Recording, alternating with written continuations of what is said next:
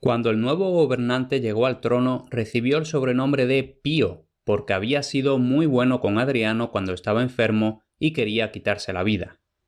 Antonino no tenía ambición de reinar, pero aceptó el trono porque había sido el deseo de Adriano que él se ocupara del bienestar del pueblo romano. Uno de sus primeros actos fue adoptar a otro hombre bueno, Marco Aurelio, como su sucesor y mostrar clemencia hacia los pocos senadores que conspiraron contra él. Los líderes de la conspiración, temiendo su cólera, se suicidaron, pero Antonino no dejó que se investigara más la conspiración para no enterarse de qué otros romanos podrían haber estado implicados por odiarle. A lo largo de su largo reinado de más de 20 años, continuó su amabilidad y moderación, y su prioridad principal y constante era el bien del pueblo. Una vez, durante una hambruna, le tiraron piedras porque creían que aquello era culpa suya. En lugar de castigar a los agresores, los perdonó y repartió toda la comida que tenía en su palacio entre la multitud hambrienta. Se dice que Antonino construyó un gran anfiteatro en Nîmes, Galia, porque su familia había vivido allí, y que ordenó que se erigiera un enorme acueducto cerca de allí, conocido como Puente del Gard. Antonino leyó una vez las obras de un filósofo llamado Justino, que se había convertido al cristianismo. De ellas aprendió que los cristianos, a quienes los romanos despreciaban y maltrataban, solo enseñaban el bien. Entonces decidió poner fin a las persecuciones contra los cristianos. Aunque el propio emperador no era cristiano, permitió que los cristianos practicaran su religión abiertamente. Antes de esto, los cristianos se habían visto obligados a ocultarse en catacumbas, que eran largos pasadizos subterráneos donde se reunían siempre temiendo por sus vidas. Cuando Antonino murió a la edad de 74 años, todo el mundo lloró por él como si fuera su padre y se le erigió una columna en su honor, de la que hoy solo queda la base. Se dice que este monumento tenía grabada la máxima favorita del emperador: preferiría salvar la vida de un ciudadano que acabar con 1000 enemigos. Marco Aurelio fue un digno sucesor de Antonino. Se decía que el segundo rey de Roma, Numa Pompilio, era su antepasado, y él mismo decía: «Les debo a los dioses tener buenos abuelos, buenos padres, una buena hermana, buenos maestros, buenos allegados, buenos parientes y amigos, prácticamente todo bueno». Lo habían educado de forma muy esmerada, y era el mejor alumno que un maestro podría haber tenido. Practicaba un movimiento filosófico conocido como estoicismo, según el cual la gente debía soportar noblemente todos los pesares de la vida y buscar ser bueno antes que ser feliz. Se deleitaba leyendo y aprendiendo sobre las vidas de los grandes hombres y especialmente admiraba al filósofo Epicteto. Este hombre, aunque era un mero esclavo, era uno de los más sabios que han vivido, y el gran emperador aprovechó mucho sus enseñanzas. Así, Marco Aurelio aprendió a ser simple, verdadero, moderado y bueno, y gracias a la influencia de Epicteto se volvió un modelo de virtud todavía hoy. Durante su vida, el emperador escribió muchos de sus pensamientos y máximas para la educación de su propio hijo. Aún se conservan en un libro llamado Meditaciones, que escribió en griego, aunque su lengua nativa era el latín. Marco Aurelio, aunque amaba la paz, no pudo disfrutarla mucho durante su reinado, pues había constantes problemas con los germanos y los britanos. En cuanto empezaron aquellas revueltas, los partos en el este también se sublevaron, y Vero, a quien Marco Aurelio tenía como gran ayudante, fue enviado a luchar contra ellos. Por desgracia, era tan malo como Marco Aurelio era bueno. Mientras estaba en Roma actuaba con virtud, pero cuando se iba comenzaba a actuar de forma malvada. Si no hubiera sido por sus generales, nunca habría derrotado a los partos, pues pasaba la mayoría del tiempo holgazaneando o comiendo y bebiendo en exceso. Cuando Vero volvió a Roma, recibió los honores de un triunfo, aunque realmente pertenecían a los generales. Sin embargo, la alegría de los romanos a su regreso pronto se volvió luto, pues las tropas llevaron consigo desde Oriente una terrible enfermedad que causó la muerte de miles de personas.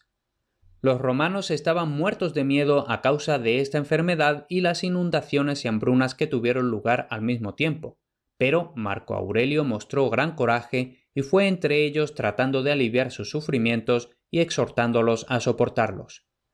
Esperando acabar con tales azotes, el pueblo hizo grandes sacrificios a los dioses, y cuando vieron que no tuvieron ningún efecto, los sacerdotes paganos acusaron a los cristianos de causar todos sus males.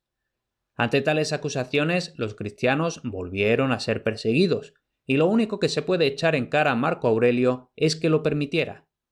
Sin embargo, hay historiadores que dicen que la culpa de la persecución no recae en absoluto en Marco Aurelio, que no sabía nada de la nueva religión, sino en los senadores, que le hicieron creer que los cristianos eran malvados y que había que acabar con ellos a toda costa. Tras la muerte de Vero, Marco Aurelio se quedó gobernando en solitario. Mientras tanto, había comenzado una gran rebelión entre los bárbaros del norte y el propio emperador tomó el mando del ejército que marchó contra ellos. Se dice que una vez durante esta campaña las legiones romanas estuvieron en gran peligro. Si no hubiera sido por una tempestad repentina que cayó sobre el enemigo, el emperador y sus soldados habrían acabado exterminados. Aquella tormenta tan oportuna la consideraron un milagro. Los romanos paganos dijeron que habían sido sus dioses, pero los cristianos creían que había sido gracias a sus plegarias a su Dios. En cualquier caso, Marco Aurelio puso fin a las persecuciones de cristianos a su regreso a Roma. No vivió mucho más, pues murió durante otra campaña en Viena, dejando el imperio a Cómodo, su hijo, e implorando a los senadores que aconsejaran bien al nuevo emperador. Las victorias y vidas de Marco Aurelio quedaron conmemoradas por una columna que aún está en Roma, donde está representado el milagro que hemos contado. Sin embargo, un monumento más importante es la obra que escribió y que todavía hoy sigue leyéndose con mucho interés. Marco Aurelio, como hemos visto, fue modélico en todo tipo de virtudes y mereció totalmente ser considerado uno de los mejores emperadores romanos. Pero su hijo Cómodo fue uno de los hombres más despiadados que hayan reinado nunca. A pesar del ejemplo de su padre y de la esmerada educación que recibió, Cómodo desde su infancia había mostrado ya señales de crueldad. Cuando tenía solo 13 años, un día un esclavo no calentó el baño adecuadamente. Enfurecido por este desliz, Cómodo ordenó arrojar al hombre al fuego. Tal era la violencia mostrada que la gente de su alrededor no se atrevía a desobedecerla abiertamente, pero en lugar de al esclavo echaron al fuego una piel de oveja, y Cómodo se quedó satisfecho con el olor a chamusquina, creyendo que era el esclavo el que estaba quemándose.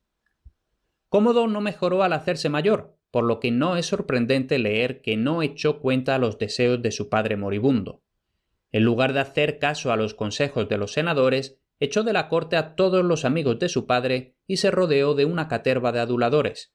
Le aplaudían todo lo que hacía y noche y día le decían que era el más listo, fuerte y guapo. Al cabo de 3 años ya se notaba el daño a todos los bienes que su padre había llevado a cabo. Naturalmente, un hombre tan cruel y malvado como Cómodo tenía muchos enemigos y no podía vivir mucho tiempo.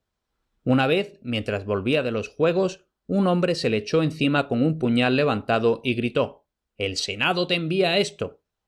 Cómodo logró esquivar la puñalada con un ágil movimiento y el potencial asesino fue capturado por los guardias.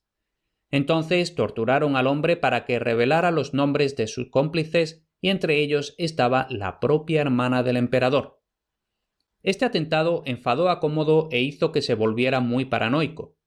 Todos los sospechosos de haber participado en la conspiración acabaron exiliados o ejecutados, y se dice que el emperador nunca volvió a confiar en nadie y se convirtió en un completo monstruo de crueldad y vicio. A Cómodo le encantaban los espectáculos de gladiadores de todo tipo, e incluso él mismo participaba, ya que era muy fanfarrón, pero también muy cobarde, por lo que él siempre usaba las mejores armas, mientras que sus oponentes iban equipados con espadas de plomo que no podían herirle. Al emperador también le gustaba luchar con fieras salvajes desde un sitio seguro donde no pudieran alcanzarlo. Cuando las había matado todas, presumía llamándose el Hércules romano, e insistía en que la gente lo adorara como a un dios. Otro de sus pasatiempos preferidos era hacer de barbero a sus sirvientes, pero como accidentalmente les cortaba la oreja, los labios o la nariz, sus esclavos no tenían mucha predisposición a ir a una sesión con su amo. Aunque los bárbaros iban ganando fuerza y finalmente fueron al encuentro de las legiones romanas, Cómodo no fue al frente para luchar. En su lugar envió a sus generales mientras él se quedaba en Roma, donde se preocupaba solo de sus placeres y de matar a todo el que se le antojara. como Domiciano tenía una tablilla en la que escribía los nombres de sus siguientes víctimas. Una vez se le cayó la tablilla y su esposa Marcia la vio, y descubrió su propio nombre entre los de varios senadores y oficiales. Marcia le mostró la lista a 2 de estas personas, y decidieron asesinar al malvado emperador para salvar sus vidas. Por tanto, empezaron por envenenar su comida, y cuando vieron que el veneno no actuaba con la suficiente rapidez, contrataron a un asesino. Cómodo no tenía aún 32 años cuando murió asesinado, y su reinado había durado solo 12 años. En lugar de llorar por él, como habían hecho con los emperadores buenos, los ciudadanos se alegraron abiertamente y por todo el imperio la gente respiró aliviada al enterarse de su muerte.